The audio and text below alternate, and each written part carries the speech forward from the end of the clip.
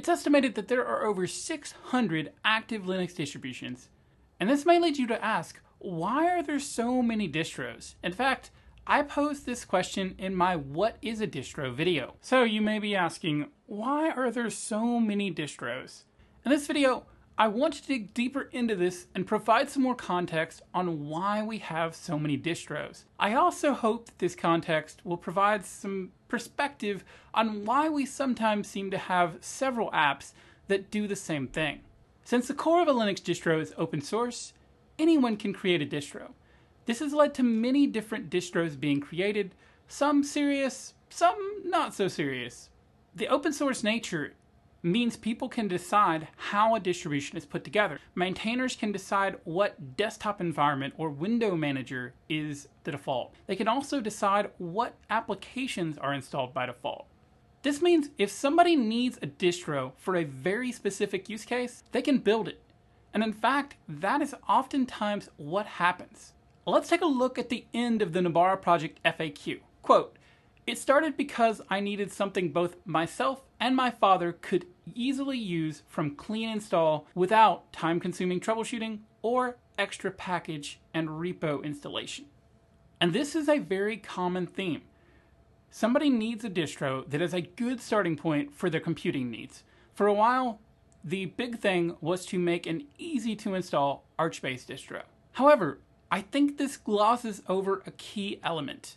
In Linux, we have the opportunity to make these decisions. In Mac and Windows, that's not as easily done. In other words, we have so many distros because the opportunity exists to create those distros. To me, this is also why people are so passionate about a given desktop environment or window manager or distro of choice, because they chose it for a specific reason. In general, people can have a much more opinionated approach to how their computer works in Linux. This leads some to say that Linux is fragmented, and they see that as a negative thing because resources are split between so many different desktop environments or applications, distros, etc.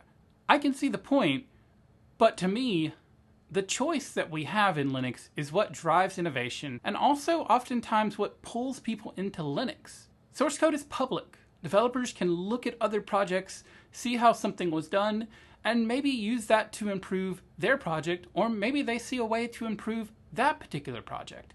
This may lead you to ask, how does this affect me? What distro should I choose? Most of the time, a distro is based off another distro. So you may hear that a distro is Arch-based or Ubuntu-based, and what that means is it likely is going to start from those base repos of that distro, and it'll likely use the package manager of that distro.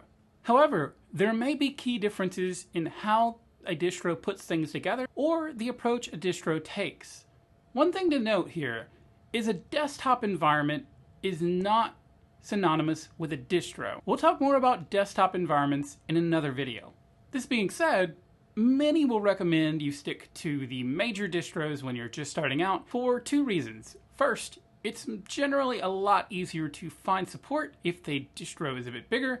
And secondly, if a smaller distro loses its maintainer, it may have to be abandoned if nobody else can take the helm.